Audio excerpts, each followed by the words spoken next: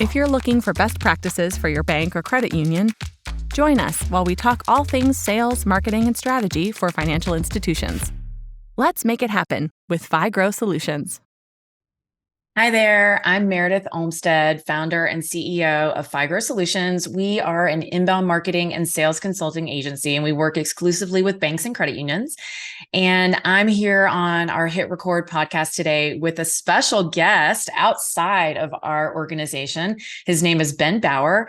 Ben is the executive director of a creative QSO called Exclamation Services. And Ben and I met recently, and we've been having a really interesting conversation about leading creative teams and really how that relates to financial institutions. So I thought, hey, you know what? I'm going to invite Ben to join us on the podcast, and we're going to talk about a few things because I think there's a lot of great takeaways here. So say hi, Ben, and maybe introduce yourself and say a little bit about what you do. Sure. Yeah. Hi, everybody.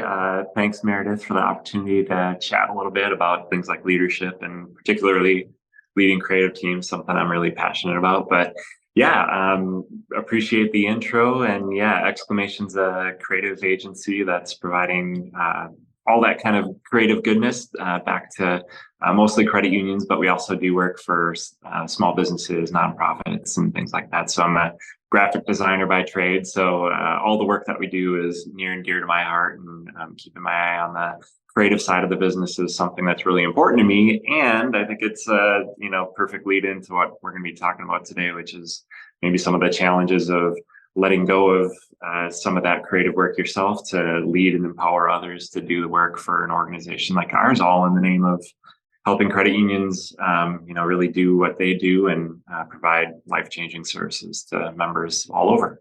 Awesome. Yes. So we were kind of chatting a lot about leadership, and then also about how that dovetails into creative services, and just kind of driving really nice results for credit unions and banks. But one of the things that we started off was just what slow adopters financial institutions are. I mean, literally, we had to have a global pandemic in order for credit unions and community banks to get their head around the fact that work doesn't have to look the same as it did 30 years ago.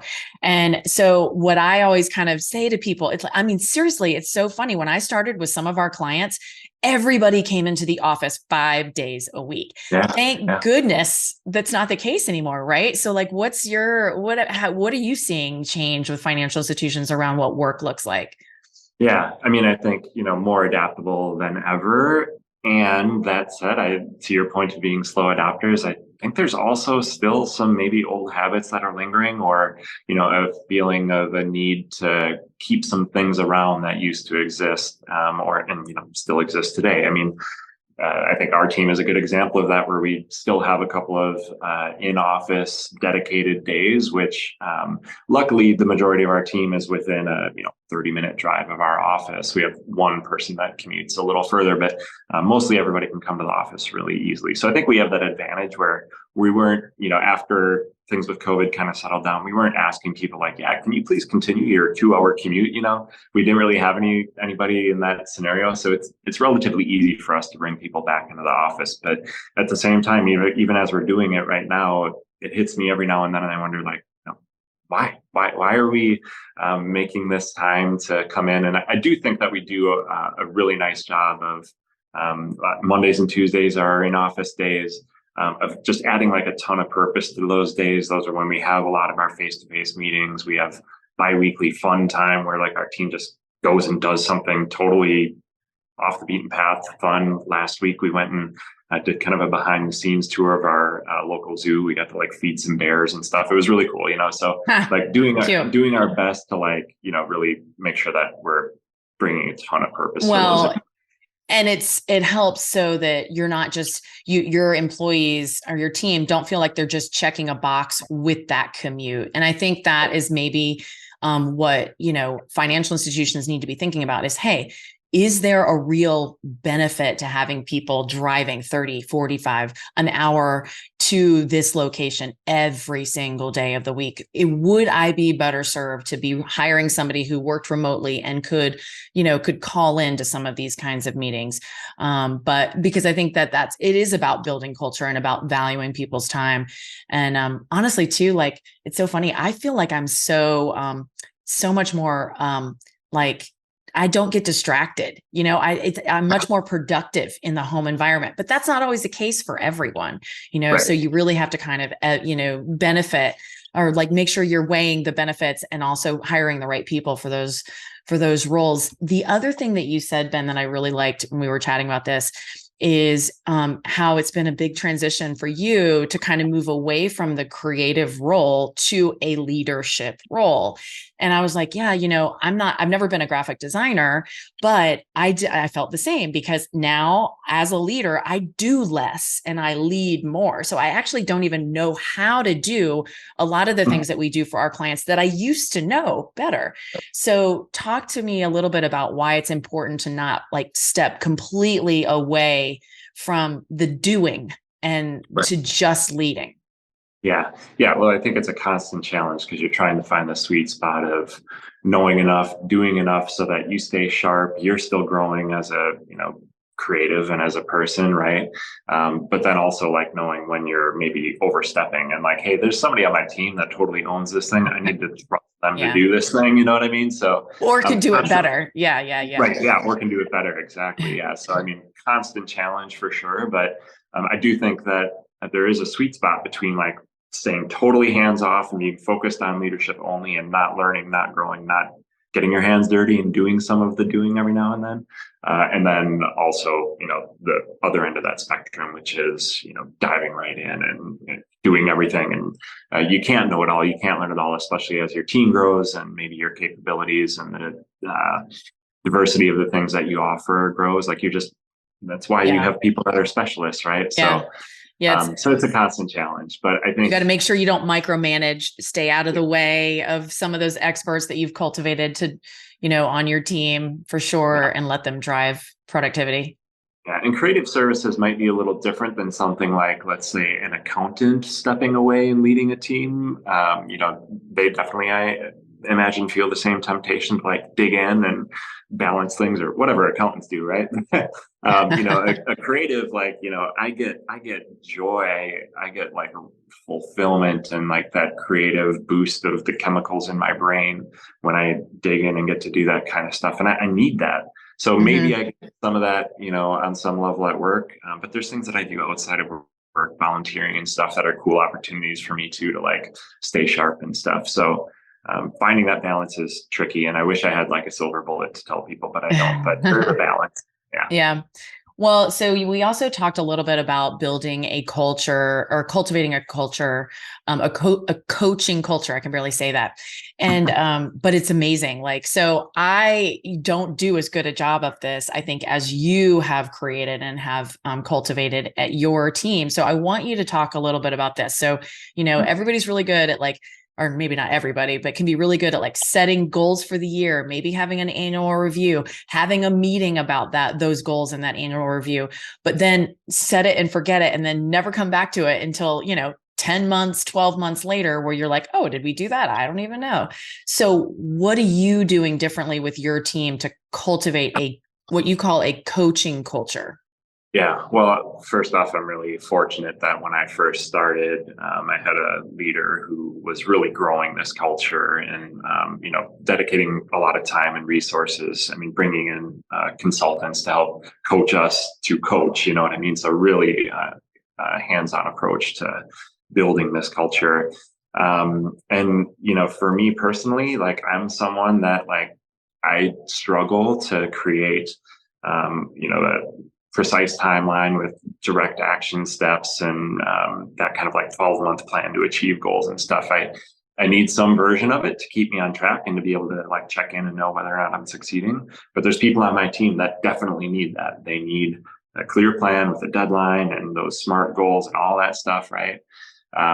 So I think the first thing is just understanding that nobody on your team is going to do it exactly or want it exactly like you do or do it exactly like you do. So as a leader, you have a challenge to just be super dynamic and flex to what your team needs from you. But then it does need to be part of your regular practice. So like the thing you just mentioned, where to come at the end of the year and be like, oh crap, did we do that or not? Something that's really helped us, and this again was just really encouraged by my leader when I first came in, was we were asked to do regular coaching with our people at least every 6 to 8 months. So I split it right down the middle and said 7 weeks, 6 to 8 weeks. So we do it every 7 weeks. We schedule an hour. Sometimes we use the hour, sometimes we don't. But it just, everybody knows that they have this opportunity to develop themselves, to check in on goals, to hear from me, allows me to hear from them. And, when things pop up in between those 7 weeks, I think we do a pretty good job of just like the pop-up meeting or, hey, can we just chat about that thing quick? Sure. But everybody knows that they have this coming up. So sometimes there's just something they want to talk about, or they want to check in on a goal that the temptation is like, hey, let's drop everything and talk about this now. But to know like, hey, in 3 weeks, I'm gonna have a coaching session with Ben anyway. Let's just talk about it then. It helps keep us moving, keep our focus on what needs to happen right now. And then those bigger conversations can happen because we have the time set for it. And then the beautiful thing is at the end of the year, when we're talking about like annual review or compensation changes and stuff like that, the conversation is already kind of done because we've been talking all year, right? So it's just like, okay, yeah, we hit our goals, we didn't. Here's what we need to change for next year. Here's a way you can improve. Let's talk about that and let's go, Love it. Love it. So the last thing we mentioned too, when we were talking about that before we hit record, was that this professional development, and like that some people are really lean into it. They're super keen. They come up with lots of ideas for themselves. They want to go to a conference. They want to attend something online. They've got a training, a digital training or a graphic training they want to do, that you guys can send people to. And then others need a little bit more encouragement. What do you do like through that 7-week meeting / annual, and all of those kinds of coaching culture, or did I say it right? Coaching culture. What do you do to try to help like really, really encourage people towards continued professional development? Yeah. Well, I think first thing is just making sure that people are aware of the opportunities that they have, whether it's in industry or out of industry stuff. We do a pretty good job, I think, of, come budget time and all of that, asking people like, hey, look ahead at the year. Is there anything you want to do? Are there any conferences that have been on your list? We have one designer on our team who like her bucket list item is to go to Adobe Max. So like, we're going to talk about that, we'll maybe get that in the budget. I don't want to make any promises in case she's listening. But we really try to create opportunity for everyone. That's the first thing. And then, also some people just they don't see themselves as good at that stuff. Like, they're maybe a little more introverted. The idea of going to a conference or traveling gives them a little anxiety, or they just don't know what's out there. They don't know where to look. Mm-hmm. They're only getting stuff on like in industry conferences, which are great. There's lots of great knowledge there, but I think there's a ton of value in getting information or inspiration from outside. Yeah. So we also just have like a bucket, like a training bucket, we call it, where, we've got a set budget for that. And as opportunities come up, which could be a big conference with travel, or it could just be like, hey, here's this cool, like $100 webinar that I want to do.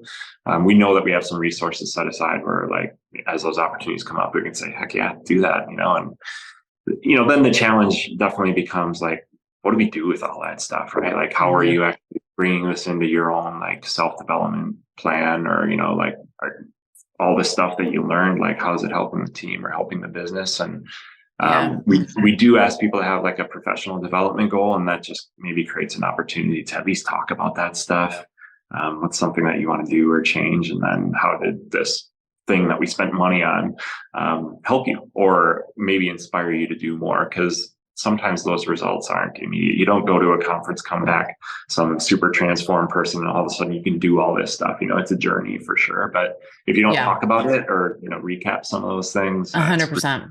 It gets left in the dust. So. Yeah, we tend to, when our people go to a training or even attend a webinar or any, really anything, the smallest up to the biggest, we definitely try to unpack that as a team for sure and have them share a couple of key takeaways, ideas. And then a lot of times we turn them into podcasts or, a couple of podcasts where we can like bring your top 5 things that we can talk about and share with our our followers and the people who come and listen to kind of what we have to say and how we do things. So awesome stuff, Ben. Well, thank you so much for having this conversation. I know you and I talked about a few other possible topics, so maybe we'll have you on the podcast again. So we'll definitely be sharing this with our list, our followers, and everybody on our contact list. And hopefully Ben's going to share this with his as well. In the meantime, if you all have any other, if you want to learn more about marketing and design and leadership for financial institutions, please visit figrow.com. And otherwise, let's just all get out there and make it happen.